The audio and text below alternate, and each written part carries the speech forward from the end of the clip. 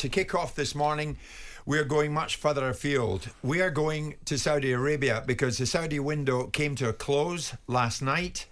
And I'm delighted to say a man many Chelsea fans will remember, a man who has worked in Monaco, a man who has done a lot in the game and is aiming to do a lot more over in Saudi Arabia. The Saudi Pro League's Director of Football, Michael Emenalo, joins us live on the show. Michael, hi to you. How do we find you? Good morning, Jim. Good to see you, and good morning to Messrs. Kiwan and Jordan. Good morning. Morning, Michael. Be with you this morning. Michael, thank you so much for doing this, because I know out there it has been non-stop for you. So the Saudi window has now come to a close. Michael, let's get started. Has the league achieved what it set out to do in this summer window? Did you get in the calibre of player that you wanted in? Yes, absolutely. I think you always wanted to do a little bit more, but the feeling, come midnight, the KSA time, was that we are satisfied with the business we've done. We're satisfied with where we've put the league now. We've got some really good players, some top players, and a sprinkle of healthy world-class players. And I think it's been a good start. Are you still sore that you missed out on Mo Salah? He was the one that you wanted out there, wasn't he? Well, Mo is someone I consider almost like a son to me. He's a player that I admire, a human being that I absolutely adore. But the Saudi Pro League is not about capturing headlines. It's about putting in processes and doing things properly. And the feeling is that at this particular point in time, a deal was not aligned, and for a deal to be aligned, all three parties involved in it have to be happy with what they're getting. The Saudi Pro League is very, very happy with where we are today, and we close no doors. Of course, you played a big part in getting Mo Salah to Chelsea, Michael, right? Yes, with my good friend Jose Mourinho, who absolutely loved Mo, and we were happy to have him. Wonderful player. He gave us a hell of a time with Basel. I have to admit. Michael, Simon's going to come in, and so probably will Martin. But I'll ask you this: what do you say to people who say, "Oh, this Saudi Pro League is nothing more than a threat"? And I would say that that's not true, unequivocally not true. We are doing something that the country in itself, if you've been to Saudi Arabia and watched their games, you understand that is a country that is passionate about football.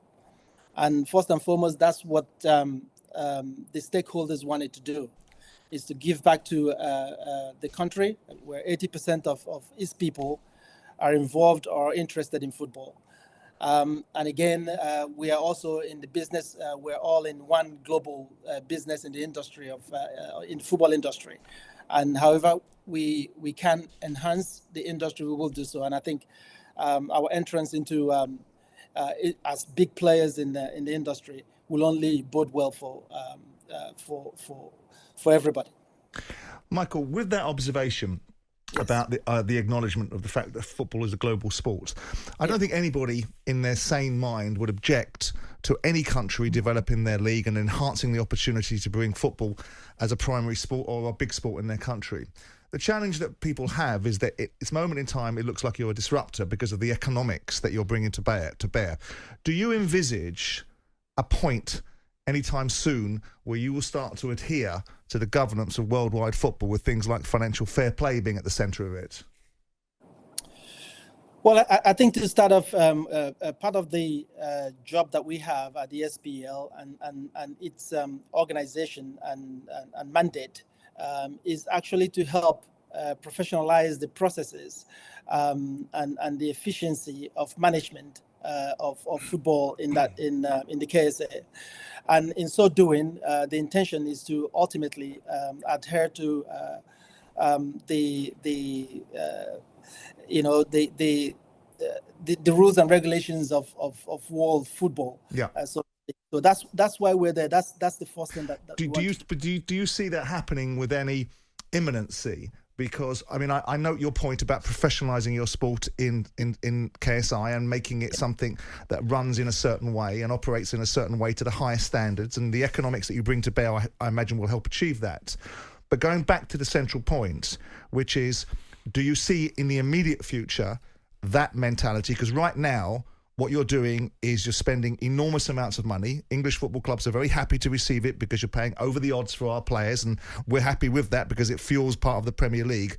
But sooner rather than later, everyone's going to look to you guys to see if you're going to operate responsibly and sustainably like other parts of the football pyramid around the world. So again, is that an immediate thing you're going to be looked to it towards, or are we going to see many more years of you guys spending money like it's going out of fashion?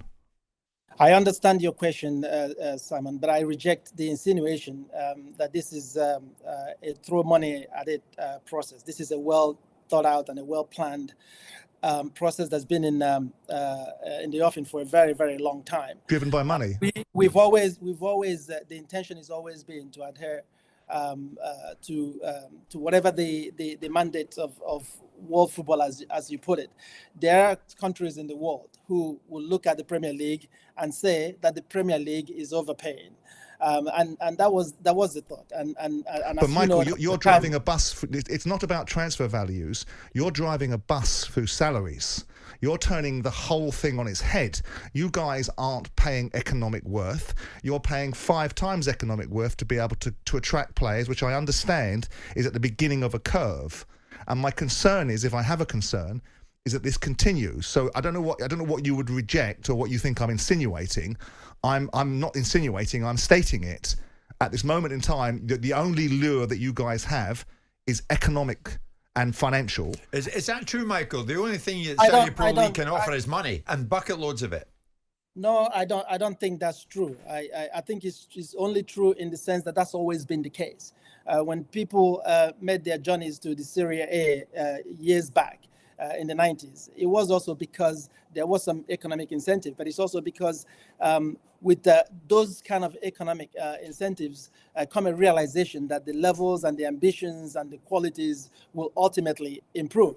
So the bus that we're driving through, as Simon put it, through the industry is a bus of ambition. It's a bus of wanting to help expand the opportunities in the league, and I think that bus will ultimately bring a lot of quality with it and bring a lot of respect to world football, and that's my. But Michael, what is the ultimate aim here? What is the end game as you see it?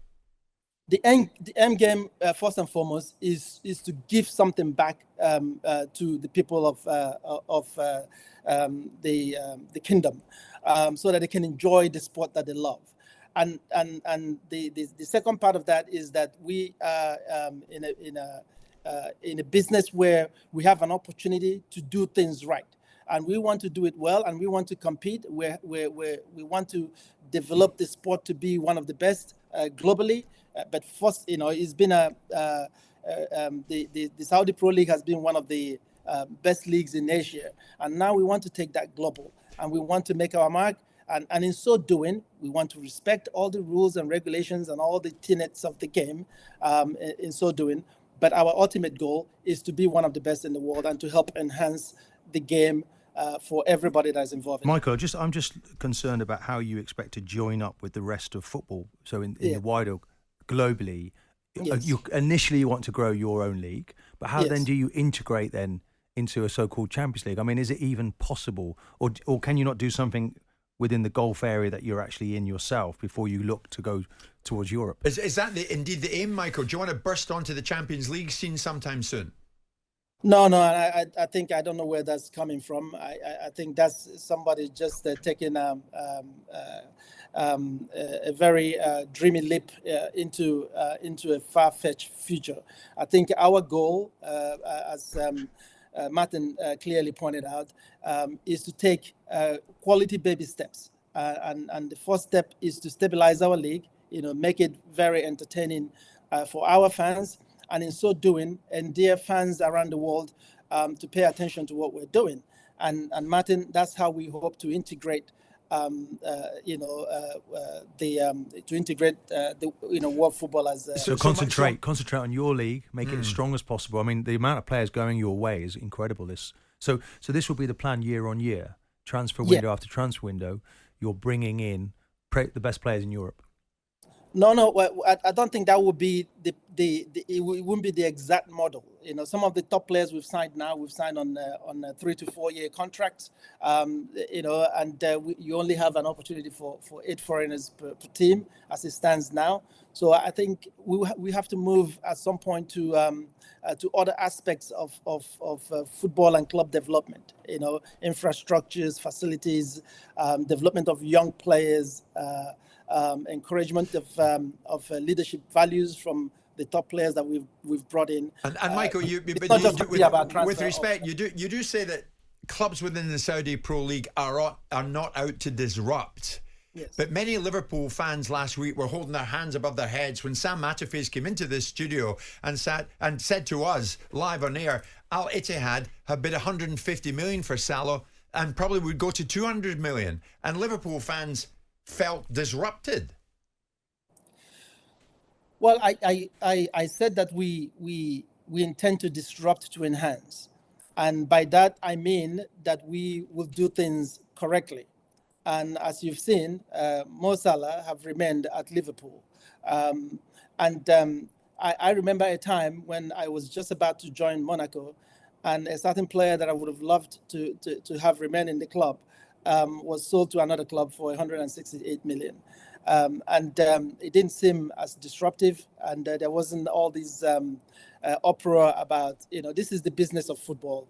And Mr. Simon knows that. Yeah, I agree, Michael. But I did find it strange. I mean, there's a lot of noise in the Western media, which you must be delighted about because they're doing your job for you in terms of promoting the league. But, I mean, how much substance was there, Michael, in the Salah transaction? Because it seemed a very strange way to go about doing business. If you wanted to take arguably one of Liverpool's best players and their iconic goal scorer, the way to do it wouldn't have been to make a bid on the last day of the transfer window, which gave Liverpool no opportunity to either sell him to you or replace him. That seemed a strange way to do business, and people are ruminating that that's arrogance on the Saudis, naivety, or not even a legitimate bid. Does my observations fall into any of those categories? I think your observation, if correct, would have made a lot of sense. But as you know, and Martin knows, and all of us who've been involved in football knows, the rumors are never close to the fact. And I think what you're expressing is not even close to what the reality was. So did Al Ittihad bid 150 million? I think I will leave the negotiations, to where it should belong, which is in a very discreet vault. Do you think they'll be back in January, Michael? I don't know what we're going to do. We'll do what is right for the SPL, and we'll take it, one solution at a time. But just to be clear, yes, from your point of view, you do not envisage a day anytime soon when a Saudi team will be playing in the Champions League. That's not been something that I've been privy to, even as a part of a discussion or a plan. You would concede, though, Michael, that the Saudi Pro League has exploded onto the scene. 735 million in transfers this summer, making you the second highest spenders in Europe. You've come from nowhere and exploded on it. Well, I think what you do in this industry or in any other business is you identify an opportunity and you take it. The opportunity was there to start off. We had different kinds of plans in terms of getting the league launched, but once the opportunity became available for us to do a little bit better in terms of player acquisition, we basically went for it, and nobody should begrudge us for doing that.